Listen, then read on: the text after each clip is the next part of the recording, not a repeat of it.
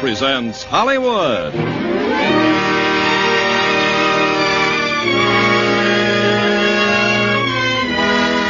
Lever Brothers Company, the makers of Lux Toilet Soap, brings you the Lux Radio Theater, starring Dana Andrews and Pat Crowley in War of the Worlds. Ladies and gentlemen, your producer, Mr. Irving Cummings.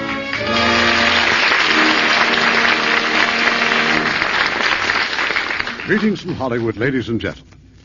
Tonight we are going to take a look into the possible frightening future, as though the present weren't bad enough, and see what might happen if our Earth were invaded by another planet. It's George Pal's production for Paramount, War of the Worlds, and our stars are Dana Andrews and Pat Crowley. They will join me later for a preview of George Pal's latest production for Paramount, Conquest of Space. Meanwhile, here's our good friend, Ken Carpenter. It would be hard to find a man who works as many hours a day as you women do. For instance, you spend 5.5 hours every week just doing dishes, and that's only for a family of 4. But Lux Liquid Detergent gives you back some of that time. Lux Liquid is made especially to help you do dishes fast and easy. It floats grease right off. Plates, glasses, utensils, even pots and pans come clean really fast. Just a teaspoonful does a dishpan full. 1 can outlasts several boxes of the leading laundry powder. Your hands stay nice, too. Lux Liquid is almost as mild as Lux Toilet Soap. The next best thing to a dishwashing machine. That's Lux Liquid. Lever Brothers unconditionally guarantees Lux Liquid is just as wonderful as we say. And the millions of women who've used it have found that Lux Liquid is as good for dishes as Lux Flakes Care is for nylons. Buy it when you market. Lux Liquid in the can with the dripless spout. Now, Act One of War of the Worlds, starring Dana Andrews as Clayton and Pat Crowley as Sylvia.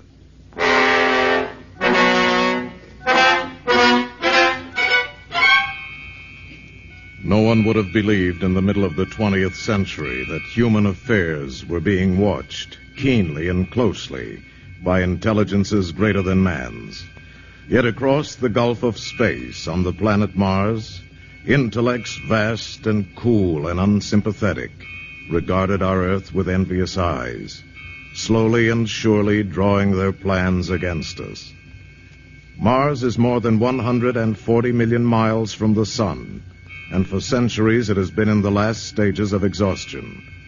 The inhabitants of this dying planet looked across space with instruments and intelligences of which we have scarcely dreamed, searching for another world to which they could migrate. Their nearest world was giant Jupiter, where the atmospheric pressure is thousands of pounds to the square inch. They could not go there. Nor to Saturn, nor to Pluto, planets encased in eternal ice. They could not go to Neptune or Uranus, twin worlds in eternal night, and surrounded by unbreathable atmospheres of methane gas and ammonia vapor. They could not go to Mercury. Its temperature is that of molten lead. Of all the worlds that the intelligences on Mars could see and study, only our own warm Earth was green with vegetation, bright with water, and possessed a cloudy atmosphere eloquent of fertility. It did not occur to mankind that a swift fate may be hanging over us, that it would come at the time of our nearest approach to the orbit of Mars, that it would begin in or over the mountains northeast of Los Angeles, California, on a pleasant summer evening.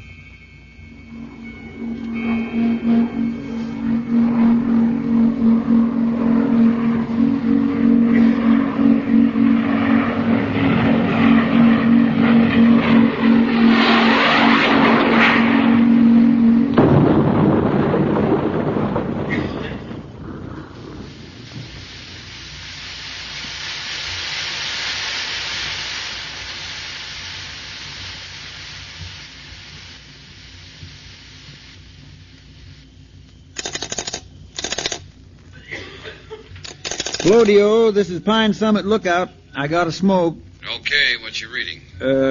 Azimuth, 160 degrees, 30 minutes. Right where that meteorite just hit. Did you see it? Not me, but a couple of the guys did. Must have been a pretty big fireball. Big. I never seen anything like it. Hey, look, you better get a pump truck over there before the fire gets really going. Will do.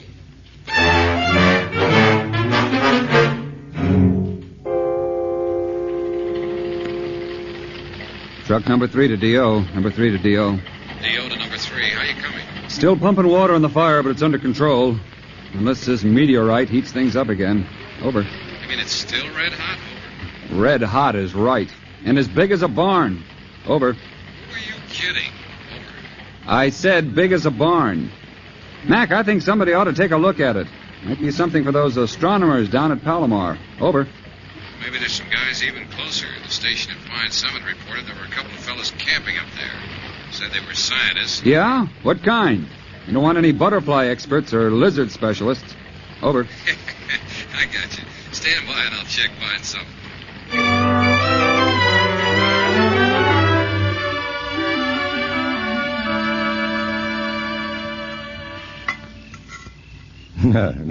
No butterflies or lizards. Just brook trout, yes. I'm chief fry cook. Mm-hmm. They sure smell good, don't they? There's plenty if you'd like to join us. Well, I'd like to, but I got to get back to Lookout. What I really meant was, didn't you two tell me you were scientists from Pacific Tech? Mm-hmm. Dr. Bilderbeck is one of the country's top biochemists. Then he wouldn't know about meteors. That's your department, Clayton. The district officer phoned us at the summit. Want us to have an expert look at that meteor. Landed about 10, 12 miles from here, over by Linda Rose. Well, I doubt we could tell much about it tonight. Probably won't be cool enough to touch for hours yet. Maybe not till morning. And in the morning, I'm due back at the lab. Well, that's what I was just thinking.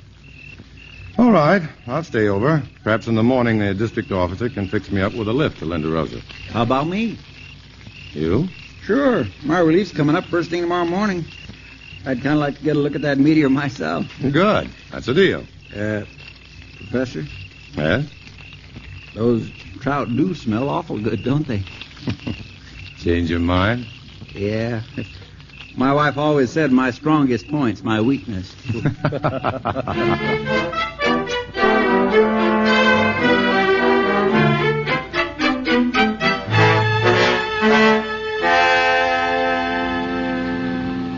Well, what do you know? Look at all them cars.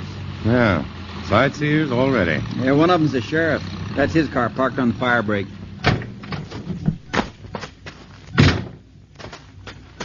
Hi. Fiddler, up here. Well, that ranger waving at us? Yeah, that's Smith. Coming! The meteor sure plowed the tops off those trees, didn't it? That's odd. They don't usually hit at such an oblique angle. Hey, Smith, where is it? Down here in the gully. That's it down there. Half buried under all that loose earth. Still smoking. You bet it is. You could fry eggs on it. Ooh, really is big as a house, isn't it? Hey, I wouldn't get too near that thing. It'll scorch you. Oh, thanks. I'll bear that in mind. Did you see it come down? Did I see it? Yes. My uncle and I were coming out of the movies last night just when it flashed across the sky. We heard the explosion when it hit here. That's what I don't understand. Why, a meteorite that size didn't make a bigger crater. Well, the ranger told us a scientist is coming over from Pacific Tech. He'll be able to tell you. He knows all about meteors. Oh, he does? Really? He's top man in astro and nuclear physics. Clayton Forrester. Well, you must have heard of him. It appears that you have. Well, I did a thesis on American scientists when I was working for my master's degree. Forrester was the man behind the new atomic engines. One of these days he'll win the Nobel. He isn't that good. He certainly is. I think that if you knew him... I do know him. That is, slightly. Oh? What's he like? I mean, as a man. Well, for one thing, when he goes hunting or fishing, he never shaves. After 4 or 5 days, he looks about as fuzzy as I do. Oh, you're Dr. Forrester? Yes, that's right. Oh, I'm Sylvia Van Buren. How do you do? Very well, now that I've met the Dr. Clayton Forrester. Come on, I want my uncle to meet you. Oh, but I... Oh, please. He's just over there talking to the sheriff. All right. You in. Well, they won't be able to haul this one off to a museum. They certainly won't. Uncle Matthew, Yes, my dear. I want you to meet Dr. Clayton Forrester, the astrophysicist. Dr. Forrester, my uncle, Dr. Collins, pastor of the community church. Oh, I'm so glad to know you, Dr. Forrester. How do you do, sir? Hey, Sheriff. Look here. Yeah, what's wrong? Borrowed this Geiger counter off a guy that just come out here looking for uranium. Listen to it. Mind if I try that a moment, Ranger? Oh, no. Here you are. No. That's the point that pulled me toward the gully.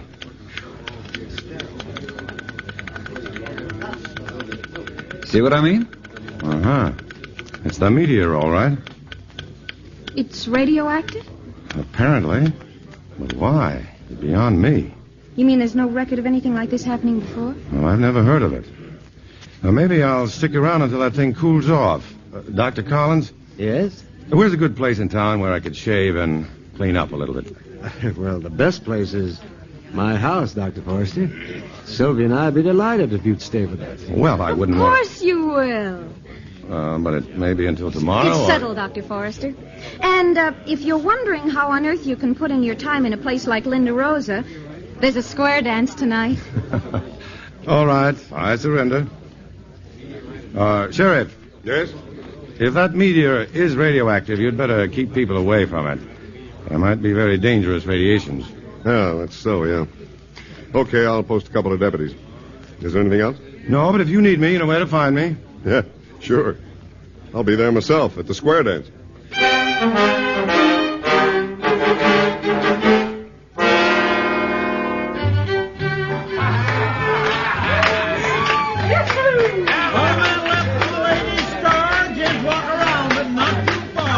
Having fun, Dr. Forrester? Sure.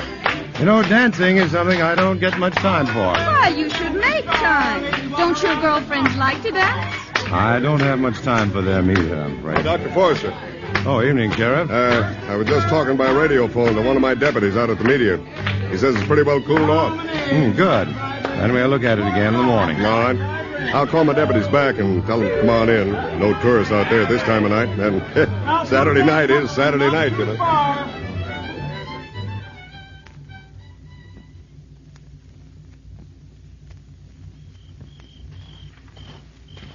Hey, Salvador.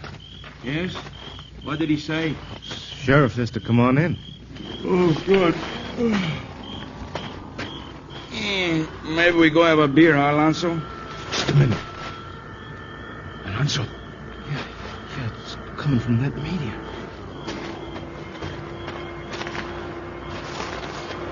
It's moving! Something is moving on top of it. It's turning. It's no meteor. Alonso, hit the dirt. Hey, he's going right up through that opening at the top. Like a snake. Periscope like a cobra's head, only it's metal, some kind of green metal with eyes. He's turning all around. What's he looking for? Maybe us. Maybe. Look, Salvador, this could be some sort of enemy sneak attack. We gotta radio the sheriff. Yeah. But we don't let him see us, huh? No, we crawl along this ditch till we get near the patrol car, then make a run for it, right? Maybe. Let's go.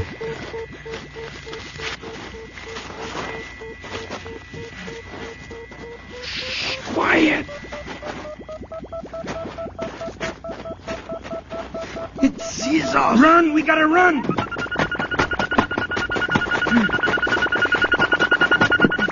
Faster. It's looking right at us. It's gonna kill us.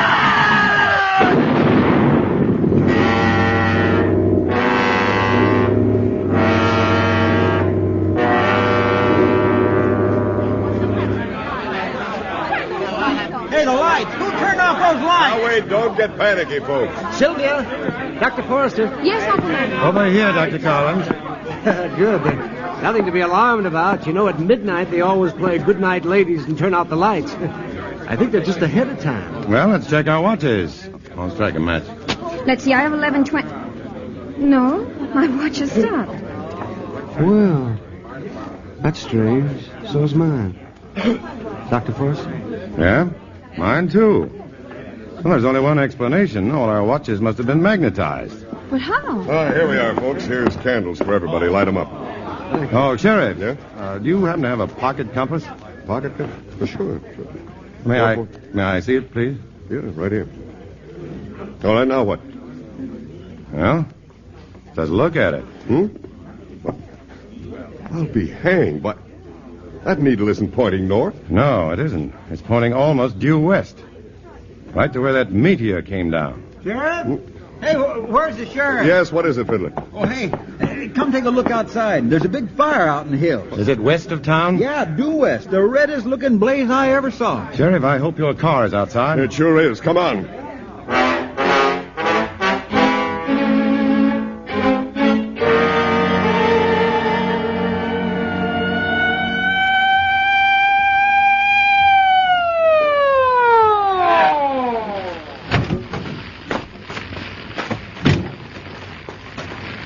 Oh, there's the reason the lights went out. Power line's down. Yeah. It's funny. Alonzo and Salvador were going to go back into town, but there's their car right over there. Then they must still be around. Yeah. Alonzo! Salvador! Sheriff, turn your flashlight over there, along that ditch. Where? Right over there. Those two white mounds in the ditch. Are those ashes or...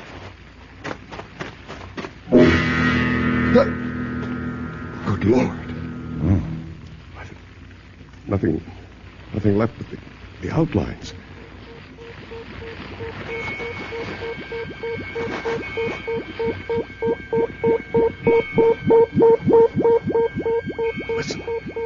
Listen, what in the blazes? Now, quick.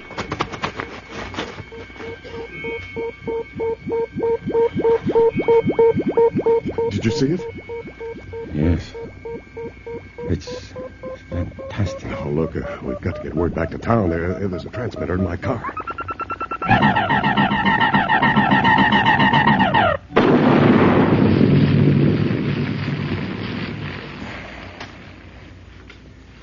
You had a car, Sheriff.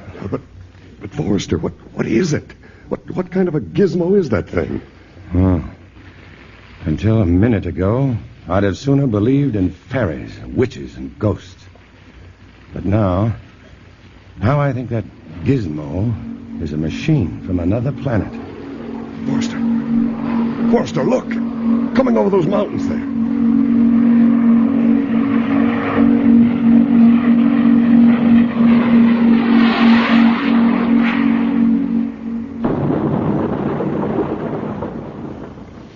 A second meteor, just like the first. Sheriff, we've got to get word to the military right away. Yeah, sure, but they'll never believe us. What will we tell them? Tell them the truth. That we're under invasion from outer space.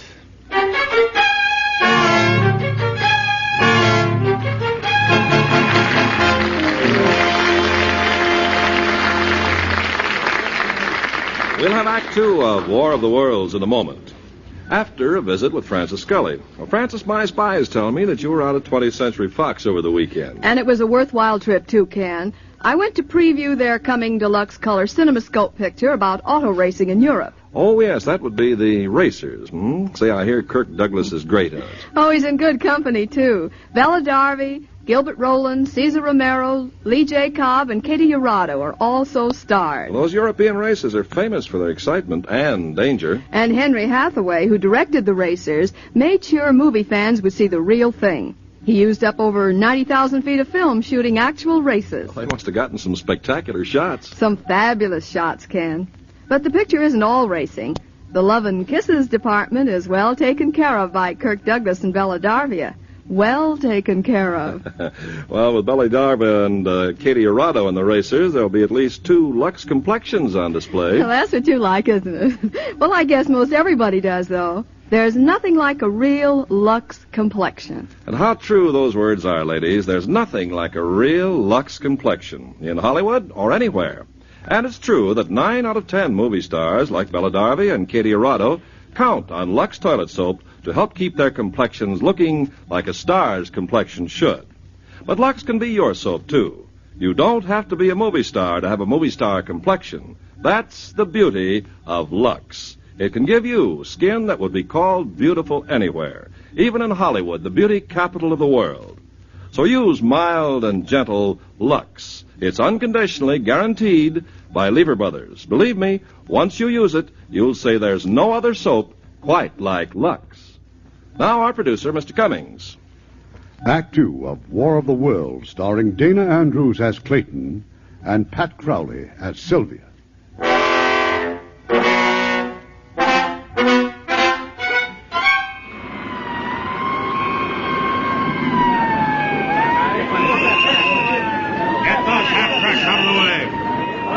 The artillery placement. All right, on the double there. Hey, here come the tanks! I send the area under the control of the United States Marines from El Toro Base. Colonel Ralph Hefner commanding. The gully where the machine landed is almost surrounded, and... Oh, there's the man we want to hear from. Dr. Forrester.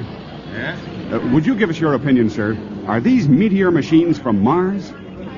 Well, certainly from some planet other than our own. Directly into the microphone, please, Doctor. Well, if they are Martians, I'm sure the creatures that operate these machines must be quite uncomfortable in our heavier air and with the Earth's much stronger gravitational pull. What do you think they look like, sir?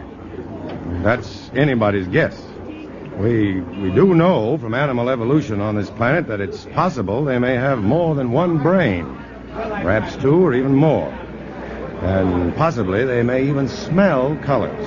Smell colors? Well, that's speculation, of course. Forrester. Yes? Colonel wants you in the command post. Oh, coming.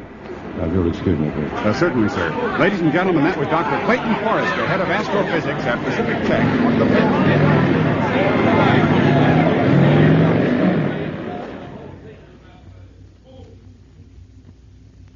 Forward observation post is on this hill. The recoilless 75s are back here, Carbon Canyon. Colonel Hefner. In a moment, Forrester. Command, Hefner. Yes, that's right, Captain. 2 rocket batteries on Hill 17 right now. Forrester? Yes? I want you to meet General Mann. He's in charge of intelligence for the Pacific area. General Dr. Clayton Forrester. I've heard quite a bit about you, Forrester. Glad you're with us. I hope I can be of some help, General. You can. First, let me brief you on the latest reports. 2 machines have landed near Fresno, another outside Sacramento, 2 down on Long Island. They're outside London, they're in Naples, 1 in Santiago, Chile. Oh, seem to be coming down at random. It's too soon to know. But apparently that machine out there in the gully was the first down. The lead ship, maybe? Very likely. And the second one is exactly 2 miles due north.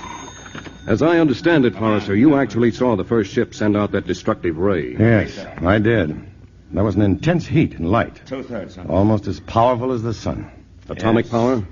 Yes, Yes, I'd say so, of some sort. General. Yes, Colonel. That was a relay from the Pentagon. Santiago, Chile radios it's under attack. 2/3 of the city already destroyed.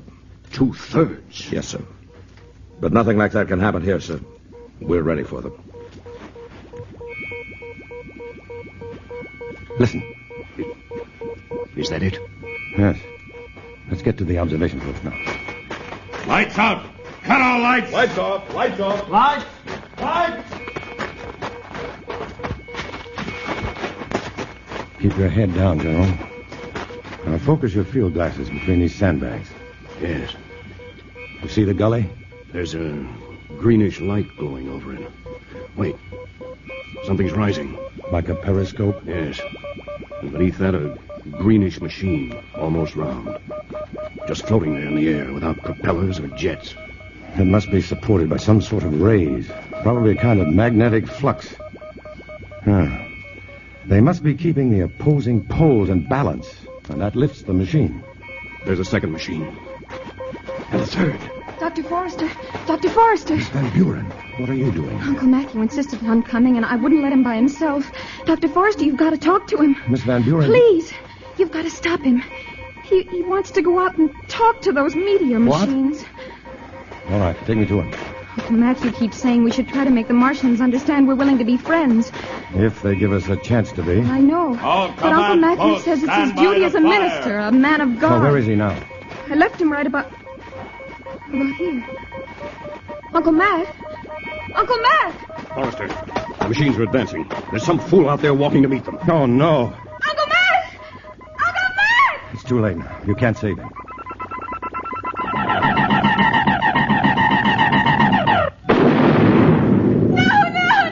Artillery batteries, fire! Rocket batteries, fire!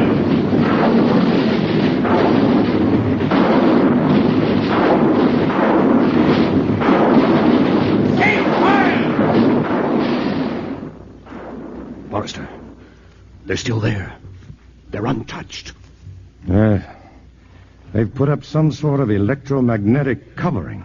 A transparent dome that stops the shells. They're coming at us! All batteries, repeat fire!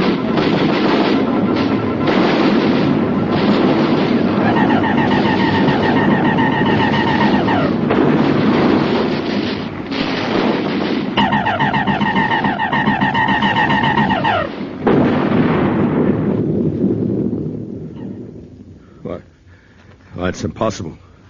One moment I got heavy artillery, tanks, and rockets, whole batteries of 105s, and then that ray hits them, and there's nothing. Nothing. Just a puff of ashes. Well, now we know why 2/3 of Santiago was destroyed. Why? But not how. I think I know, General. That heat ray neutralizes the mesons.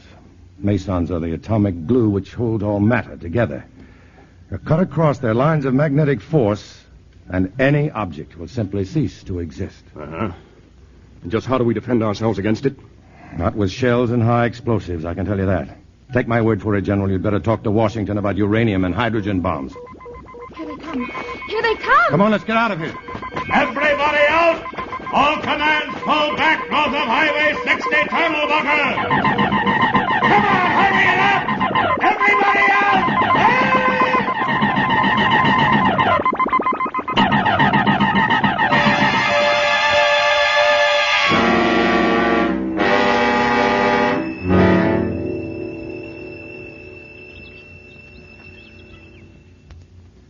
Miss Van Buren. Sylvia. Wake up. Let's not spend all morning in a cellar pit. Oh. How long have we been here? Well, since the Jeep ran out of gas, I guess about 3 hours. As near as I can figure it, we're somewhere southwest of Corona. And that machine? Well, it's gone. It headed in the other direction. Oh, thank heavens. You know, I'm hungry. Well, you ought to be. Come on. On your feet now. There's a farmhouse across that field. Looked like the people took off in a big hurry. But maybe they left some food. Look, over the mountains. A good old Air Force. They found one of the machines.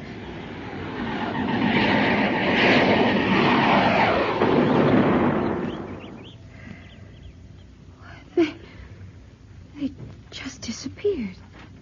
In midair. Yeah. Well, it isn't going to do any good thinking about it. Let's hit for that farmhouse.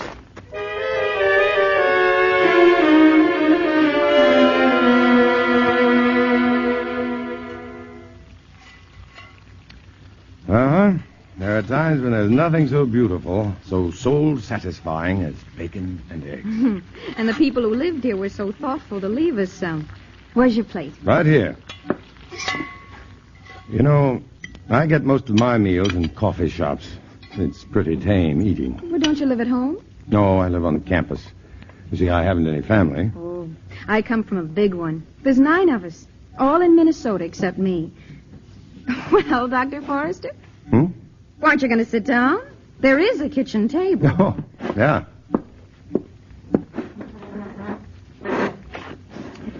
Well, a big family must be fun. I imagine it makes you feel, well, as if you belong to something. It does. Maybe that's why I feel kind of lost right now. Yeah, I know. But everything's going to be all right. Sylvia. Is it? Well, at least we've got to think that. Whatever they are, they murder everything they see. Everything that moves. We're helpless. Sylvia, every creature that has ever lived has had some sort of weakness.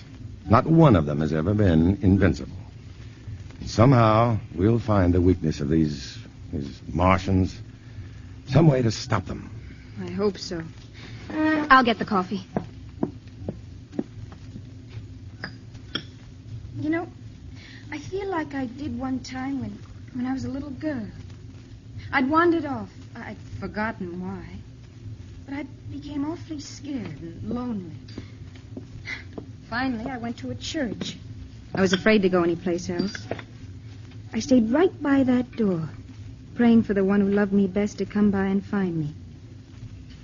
It was Uncle Matthew who found me. I'm awfully sorry about him. Oh, I loved him very much. Oh, I could bawl my head off. But you're not going to. You're not the kind. What kind am I? The brave kind.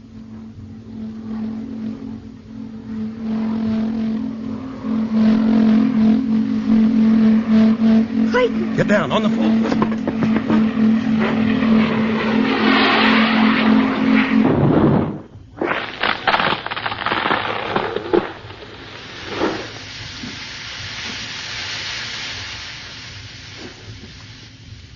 Sylvia? Sylvia? Yes, Clayton. Are you all right? Yes. Sounds right outside the kitchen. It is. Sylvia, I've got to get a look at them. Oh, no. No. Shh. Don't you see? This is the first chance any human has had to get a real close-up of them. If I can tell General Mann and our scientists what kind of beings we're dealing with... All right. But I'm coming with you. Okay. Wait.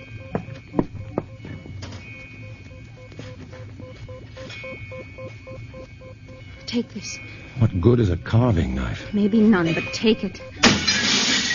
In the front room, come on.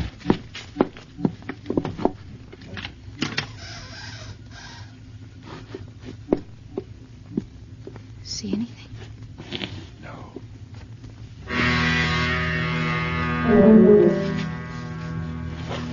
Clayton, there's something behind me. Something touching my left shoulder. I see it. Don't move.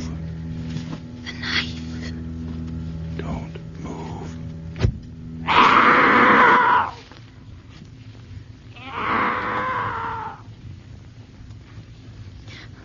What did it look like?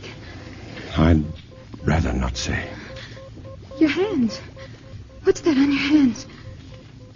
Blood. Martian blood. Sylvia. Sylvia, stop it. Stop it. Clayton! Come on, run for it.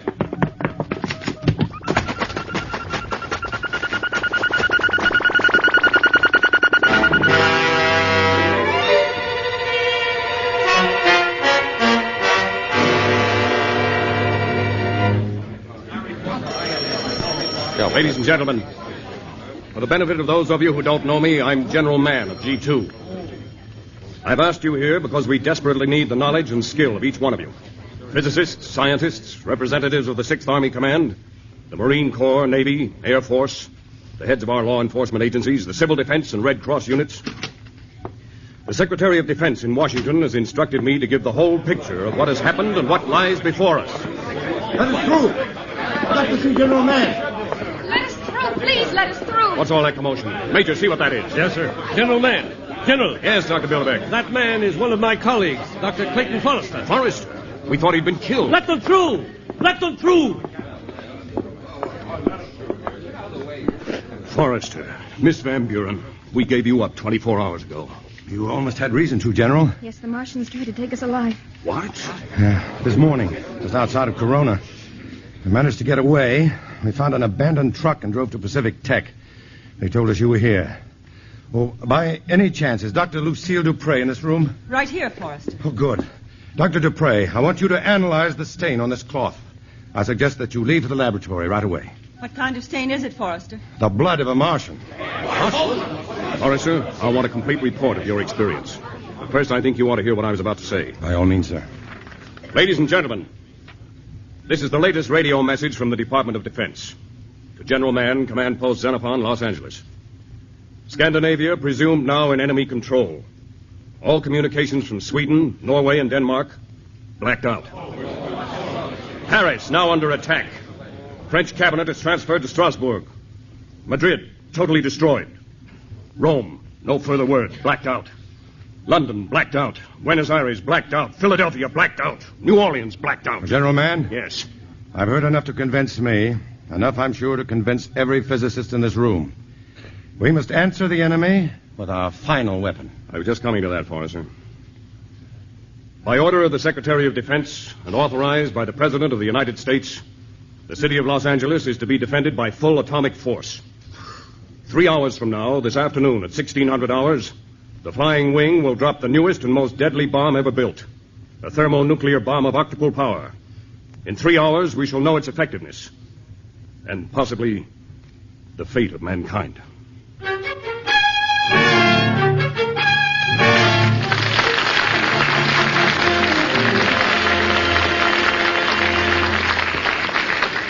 In a moment, Act 3 of War of the Worlds. Ladies, when it comes to wash day, the big talk is all about Rinso Blue, the remarkable new detergent that washes whiter because it blues as it washes. And now there's even a song about it. Listen. Hi, this is Les Paul. And Mary Ford. This is the song of Rinso Blue, complete detergent, completely new. It gets clothes extra white and clean, 'cause it blues your washing machine. Yes, Rinso Blue gets clothes extra white because it blues as it washes. So get Rinso Blue today. And just remember, ladies, if your present detergent doesn't blue as it washes, it's only doing half the job. So switch to new Rinso Blue. It does a grand job on dishes and glasses, too. And yet, it's so mild on your hands. Today, get new Rinso Blue. It washes whiter because it blues as it washes. And that's unconditionally guaranteed by Lever Brothers. We pause now for station identification.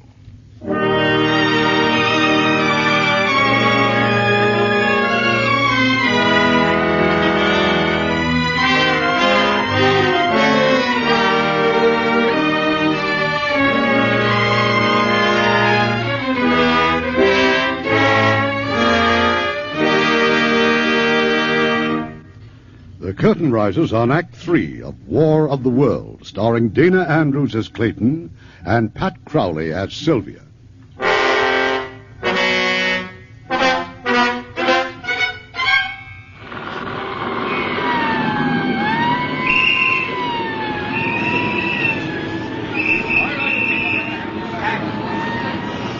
This report is being recorded on tape for future history. If there is to be any future history.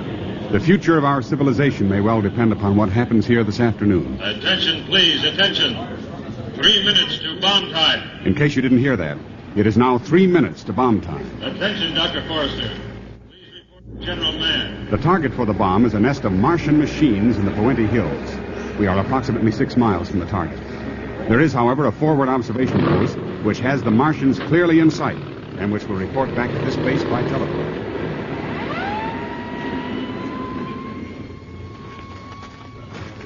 You know, of course, that you're not supposed to be here.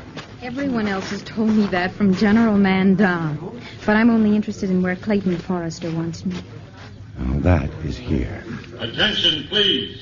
2 minutes to bomb time. 2 minutes. Forrester. Dupre, I thought you were back at the lab. I just finished. That sample of Martian blood, Forrester. It's astounding. I've never seen blood crystals so anemic. Anything else? Yes. The structure of the corpuscles is... Attention. The bomber is now approaching the target area. Prepare to take shelter. Forrester, General Mann wants us in his dugout. We're coming. We're coming. Watch your heads, everybody. There's not much clearance here.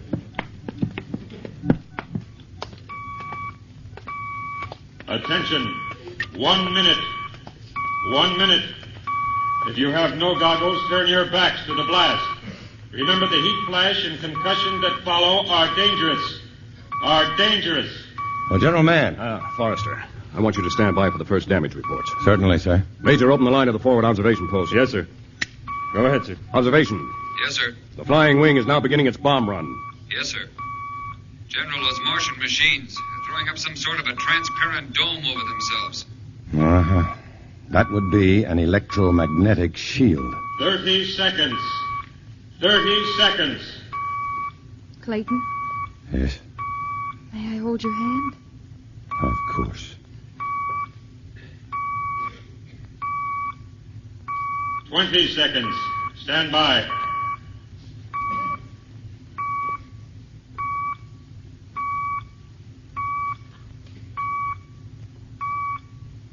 Seconds. 9, 8, 7, 6, 5, 4, 3, 2, 1, 0.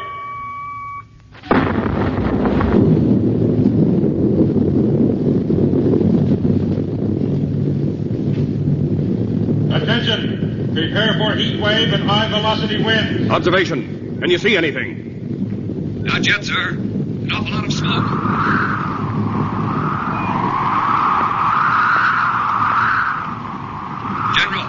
General, we can see something moving. They're still there. They haven't even been touched. They're still...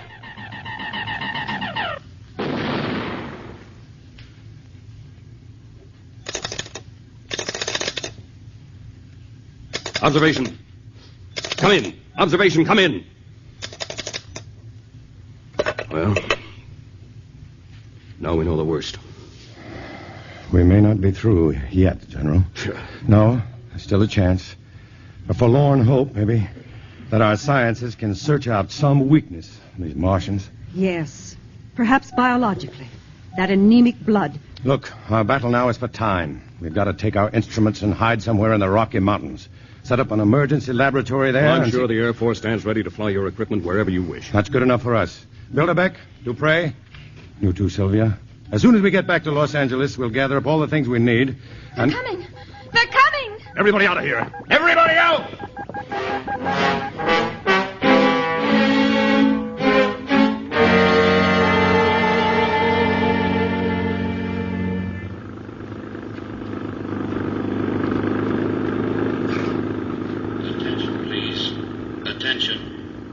This is an official order of the 6th Army Command. Evacuate your homes at once. Take food and water and extra clothing with you.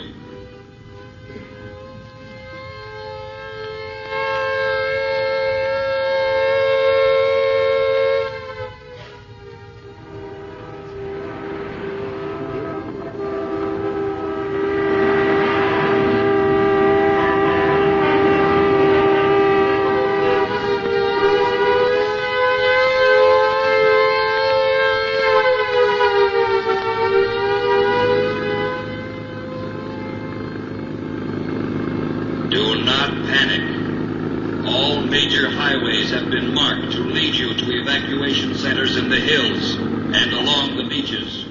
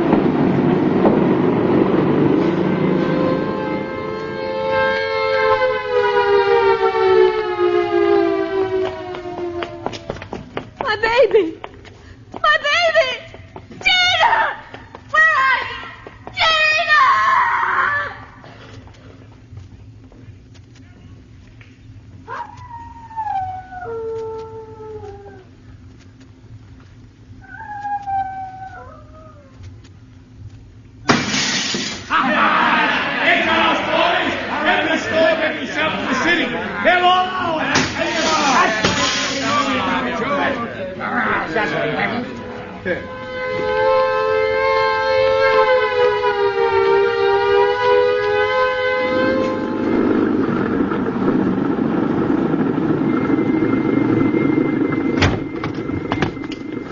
wait here in the truck for me. Forrester, bring only the sonic microscopes. Okay. Which floor are they on? The 10th, Forrester. Hurry, Clayton. Don't worry. I'll be back in 5 minutes.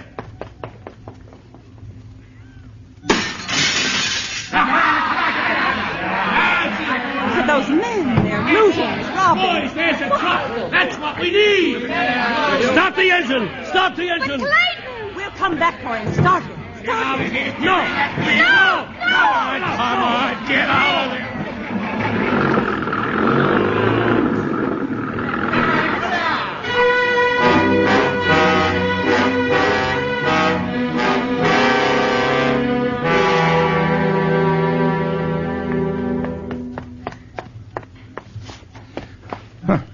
I told him to wait here.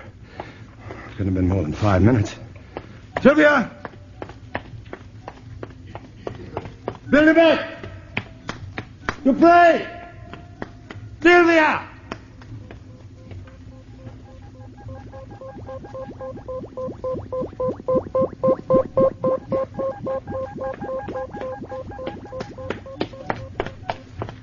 Sylvia! Billy back! They went off and left you too, eh? No. Something must have happened. They'll be back. Well, they were in a yellow truck that was... A truck? Sir, I'll give you $1,000. Huh? For what? Your place in that truck. Listen, I said they'll be... 2,000. Look, I don't want anything from you. 5,000. I'm rich. I've got it right here. My wife, servants, everybody. They all ran off and left me. But you can have any amount you... No, I'm sorry. Money's no good now. 10,000, sir. 10,000. Sylvia! You pray! 50,000. Billy back! Sylvia! 100. Everything I've got. Everything.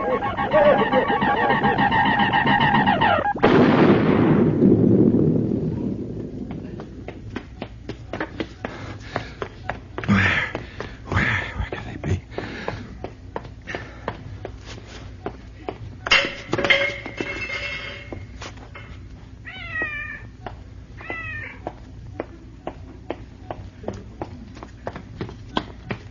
Sylvia!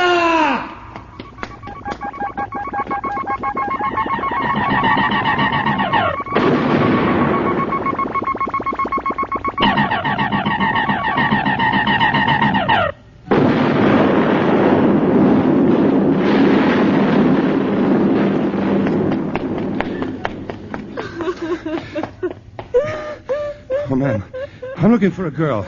Tall, dark girl. She was driving a yellow truck and... Ma'am, I'm sorry, ma'am, but she's lost. She's probably very frightened. Lost. She said the last time she was lost when she was so frightened.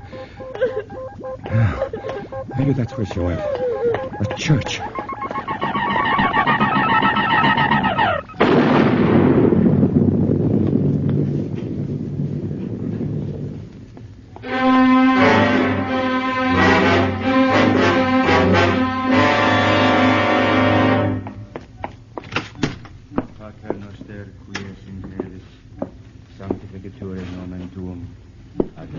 Sylvia!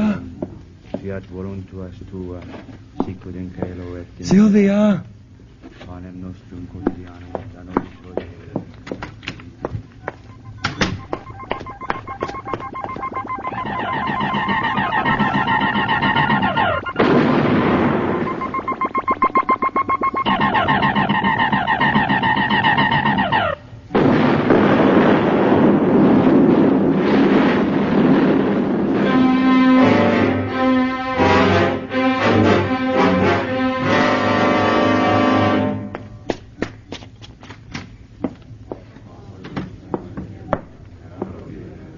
Sylvia!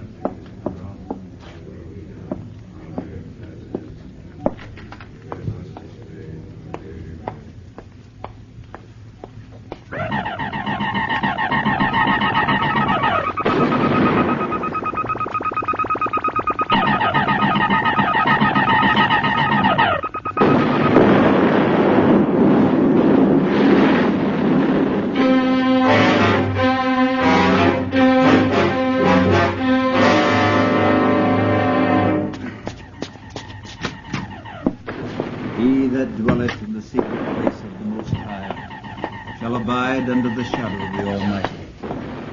I will say, Sylvia! Lord, He is my refuge and my fortress. Sylvia! Clayton. In Him will I trust. Surely He shall deliver thee from the snare of the fowler. Let me through, please. Dearest. Oh, my dearest. Darling. Shall cover thee with The mob. They took the truck, pushed us out in the street blocks from where you left us. I ran back, but you were gone. It's all right now, Sylvia. It's all right. Yes. We're together.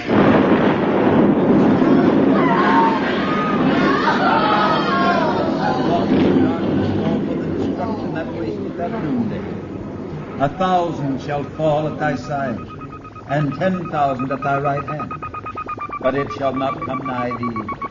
Only with thine eyes shalt thou behold and see the reward. Because thou hast made the Lord, which is my refuge, even the Most High, thy habitation. Yeah. There shall no evil befall thee. Something's happening to that Neither machine. shall any plague come nigh thy dwelling. Come on. For he shall give his angels charge over thee to keep thee in all thy ways.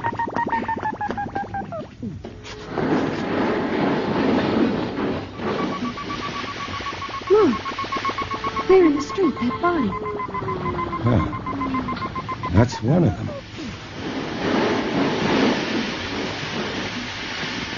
They're dying. They're dying everywhere.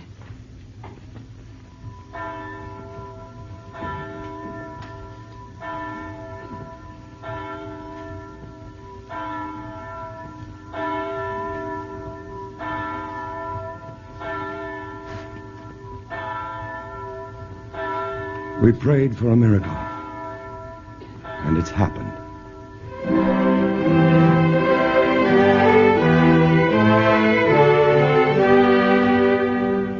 All over the world, in London, in Paris, in Rome, Rio de Janeiro, Melbourne, New York, and San Francisco, the terrible invasion began to collapse. The Martians had no resistance to the bacteria in our atmosphere, to which we have long since become immune. Once they had breathed our air, germs which no longer affect us began to kill them. The end came swiftly. After all that men could do had failed, the Martians were destroyed and mankind saved by the littlest thing which God, in his wisdom, had put upon this earth.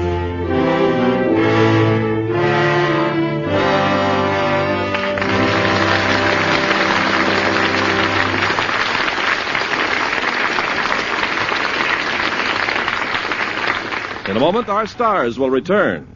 Pepsodent! White, white, whiter teeth, Pepsodent for me. Whiter teeth are guaranteed. Brush 'em and you'll see. Right. No other leading toothpaste, not one, gets teeth as clean, as white as Pepsodent.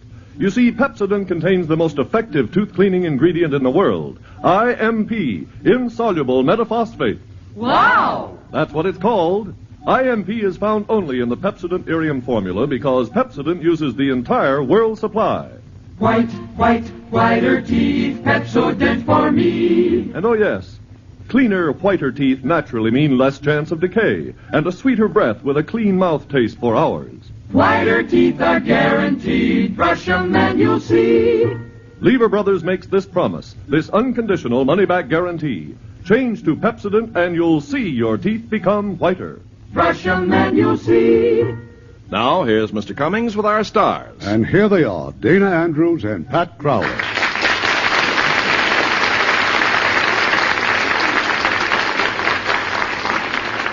Dana, how do you feel about planetary invasion? Well, Irving, if I have a choice, I'd rather we invaded them.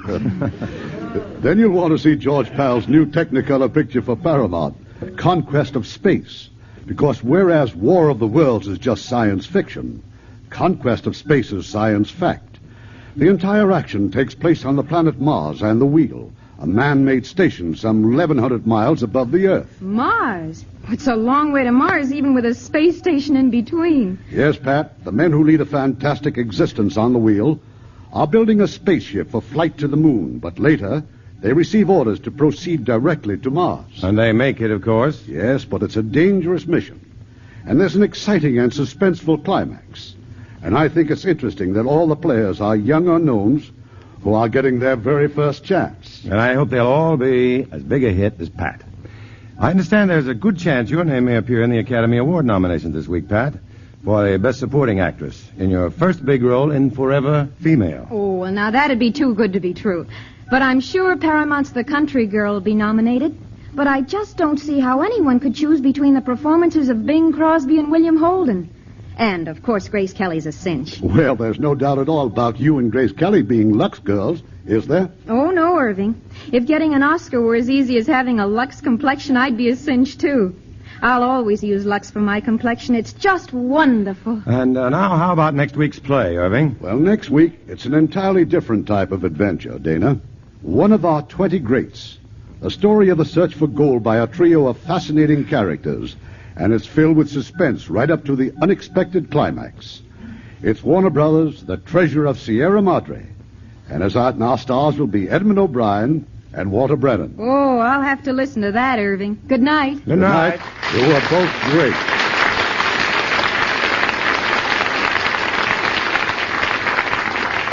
You know, you women certainly have a right to complain about all the time you have to spend doing dishes. Well, it takes about 5.5 hours a week just to do the dishes for a family of 4. And considering that doing dishes is only one of the chores you have to do every day... Well, it certainly proves the truth of the saying, women's work is never done. But at least it's done easier with Lux Liquid Detergent. Yes, with Lux Liquid, you can get those dishes out of the way really fast and easy. Made especially for dishwashing, Lux Liquid floats grease off, gets plates and glasses sparkling clean. And you can skip the drying, too. Just rinse and let them drain dry. Just a teaspoonful does a dishpan full. 1 can outlasts several boxes of the leading laundry powder. And when you use Lux Liquid, your hands stay nice. Yes, ma'am. Lux Liquid's almost as mild as Lux toilet soap. Ken, tell them about the way it's packed. Well, Lux Liquid is packed right in a can that won't break with a dripless spout that prevents spilling over the sides. Know how much I like Lux Liquid, ladies? I like it as much for dishes as I like Lux Flakes for nylons. Lux Liquid, like all Lever Brothers products, is unconditionally guaranteed. Your money back if you don't agree it's every bit as good as we say it is. Buy a can of Lux Liquid next time you mark it. It's the next best thing to a dishwashing machine.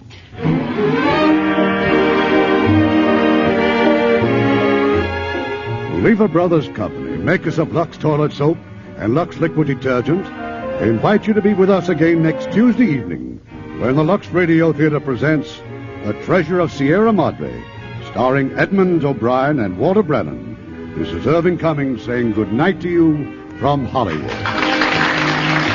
Ladies and gentlemen, Radio Free Europe is our way of telling people in the enslaved countries about American life and its freedom. Radio Free Europe is a citizen-sponsored organization, and it urgently needs your support. You can play a personal role in the crusade for freedom by mailing your contribution to Crusade for Freedom in care of your local postmaster. Dana Andrews may soon be seen in the Universal International Technicolor production, Smoke Signal. Heard in our cast tonight were Les Tremaine as General Mann, Herb Butterfield as Dr. Bilderbeck, Bill Boucher as the sheriff, Paul Freese as the narrator, Harley Bear as fiddler, Ken Peters as the reporter, and Howard McNear, William Conrad, George Neese, Robert Bailey, Herb Ellis, Irene Tedrow, Don Diamond, Jack Crucian, Frank Gersel, George Baxter, Truda Mason, and Eddie Marr.